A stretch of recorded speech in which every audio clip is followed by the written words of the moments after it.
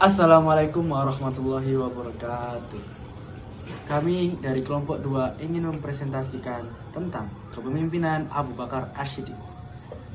Sebelum itu, izinkan saya memperkenalkan anggota kami, yaitu Muhammad Ghaffar Fauzi, Fatur Rahman Ramadan, Baby Aprili Hasan, Nabila Zulfa, Gulfi Irsyanovandra, Tegar Kori Hadi, Muhammad Rehan Nafis, Adristi Fortuna, Rehana Arifani, Ahmad Syadat Nabil, Febrianti Nurwardani, Anita Dwi Puspitasari, Rehan Akbar, dan saya Mujahid Haris. Dan selanjutnya akan saya serahkan kepada pembicara pertama. Apa itu Khulafaur Rasyidin? Khulafaur Rasyidin adalah kekhalifahan yang berdiri setelah wafatnya Nabi Muhammad SAW, yaitu pada tahun 632 Masehi atau 11 Hijriah. Kekhalifahan ini terdiri atas 4 khalifah, yaitu yang pertama dalam sejarah Islam Abu Bakar As-Siddiq, Umar bin Khattab, Utsman bin Affan, dan Ali bin Abi Thalib. Tetapi untuk pembahasan kali ini kita akan membahas Abu Bakar As-Siddiq. Siapakah Abu Bakar As-Siddiq? Mungkin banyak dari kita atau bahkan semua umat muslim pasti kenal dengan Abu Bakar As-Siddiq. Tetapi apakah kita tahu siapa nama asli beliau? Nama asli beliau adalah Abdullah bin Abu Quhafah, atau yang lebih dikenal dengan Abu Bakar As-Siddiq. Adalah salah satu pemeluk Islam awal, salah satu utama Nabi dan khalifah pertama yang dibaiat setelah meninggalnya Nabi Muhammad SAW melalui putrinya Siti Aisyah. Abu Bakar merupakan ayah mertua dari Nabi Muhammad SAW. As-Siddiq yang merupakan julukan Nabi Muhammad kepada Abu Bakar merupakan salah satu gelar yang sangat melekat kepadanya. Bersama ketiga sahabatnya, Abu Bakar dimasukkan ke dalam tokoh Khulafaur Rasyidin. Selanjutnya, setelah pengangkatan beliau sebagai khalifah, sempat terjadi perdebatan dalam pemilihan khalifah. Bermula dari setelah Rasulullah wafat, berkumpullah kepala-kepala kaum Ansor, baik ya Aus maupun persukuan Khazraj. Mereka hendak memilih Sa'ad ibnu Ubadah menjadi khalifah Rasulullah. Berita permusyawaratan itu sampai kepada orang-orang Muhajirin, dan pada saat itu juga dengan segera mereka pergi. Setelah baru saja sampai, Abu Bakar langsung berpidato menyarankan agar Ansor memilih salah satu dari 2 tokoh Muhajirin menjadi khalifah, yaitu Abu Ubaidah atau Umar. Setelah selesai Abu Bakar berpidato, berdirilah Habab Ibnu Al-Munzir menyatakan penolakannya, dan terjadilah perdebatan antara Habab Ibnu Al-Munzir dengan Umar bin Khattab. Setelah itu Bashir ibnu Sa'ad, seorang yang berpadang dari golongan Ansor, menenangkan perselisihan dengan mengusulkan kaum Muhajirin sebagai khalifah karena Rasulullah berasal dari kaum kaum Quraisy. Majelis pun menjadi tenang. Ketika itu berkatalah Abu Bakar, ini ada Abu Ubaidah dan Umar, pilihlah mana yang di antara keduanya yang kamu sukai dan berbaiklah. Dengan serentak keduanya membantah. Abu Ubaidah dan Umar justru mencalonkan Dan setelah orang-orang selesai membaiatnya, Abu Bakar pun berpidato sebagai sambutan atas kepercayaan orang banyak pada dirinya. Wahai manusia, aku telah diangkat untuk mengendalikan urusanmu. Padahal aku bukanlah orang yang terbaik di antaramu. Maka jikalau aku dapat menunaikan tugasku dengan baik, bantulah atau ikutilah aku. Tetapi jika aku berlaku salah, maka luruskanlah aku.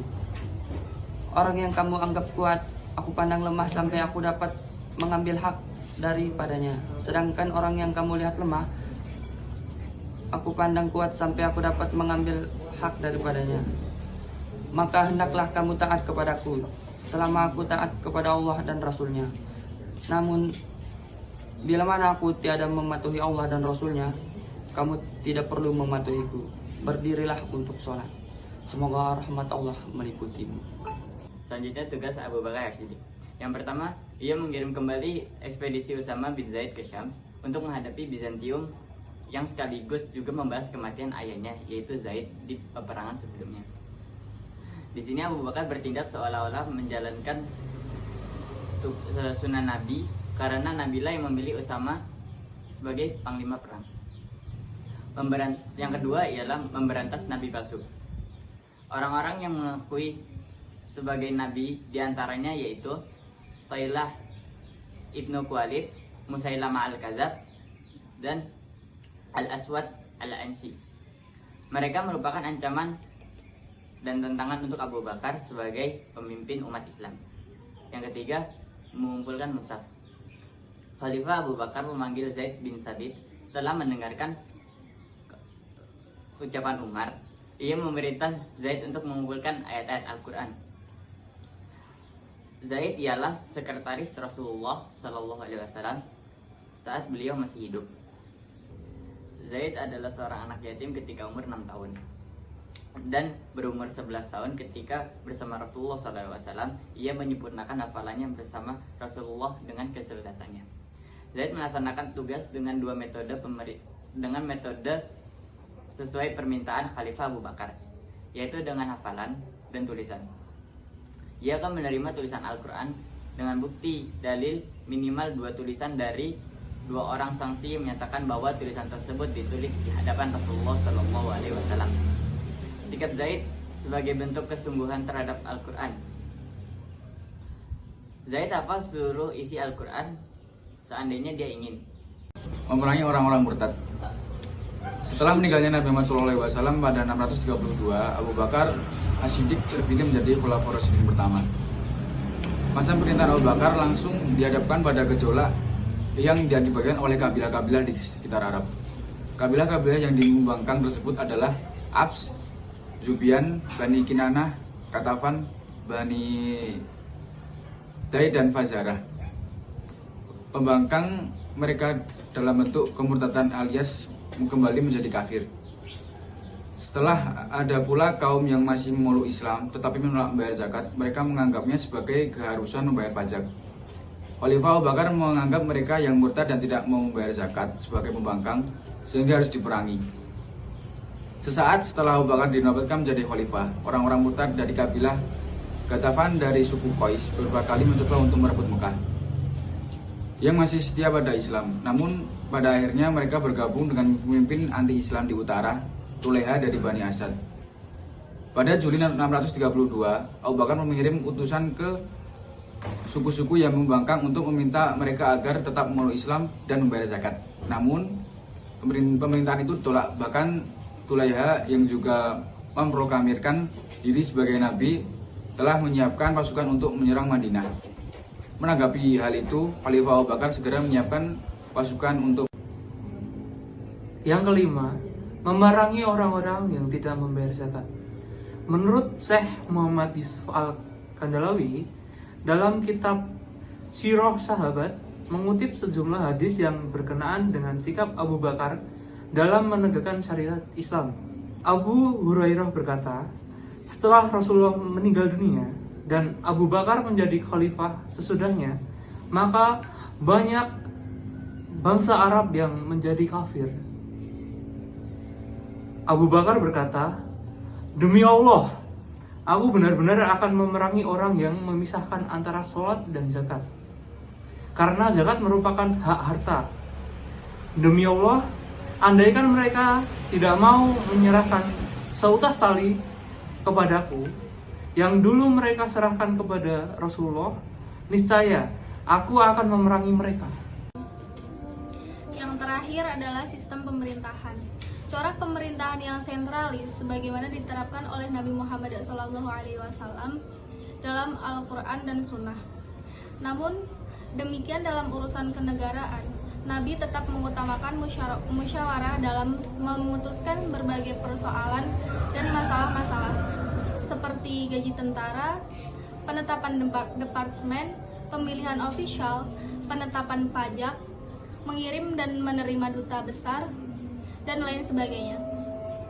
Kemudian hal lain yang dilakukan oleh khalifah adalah menugaskan Umar bin Khattab sebagai hakim dan Utsman bin Affan sebagai deputi yang mengurus kesekretariatan negara bersama dengan Zaid bin Sabit.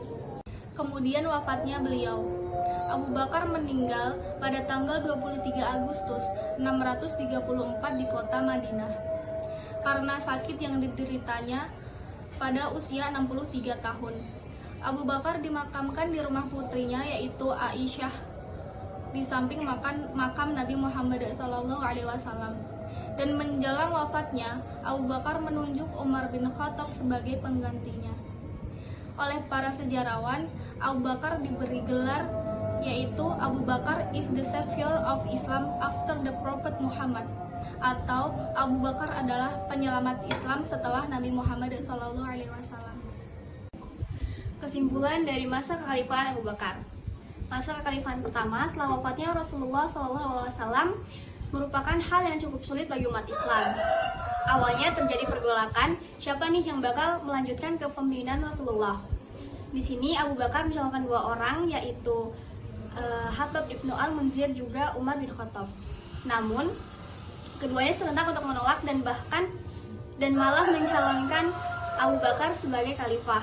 Selanjutnya, selama masa kekhalifahan Abu Bakar mengalami beberapa rintangan, di antaranya memberantas nabi palsu, memerangi orang-orang yang enggan membayar zakat, juga memerangi orang-orang yang murtad atau keluar dari Islam.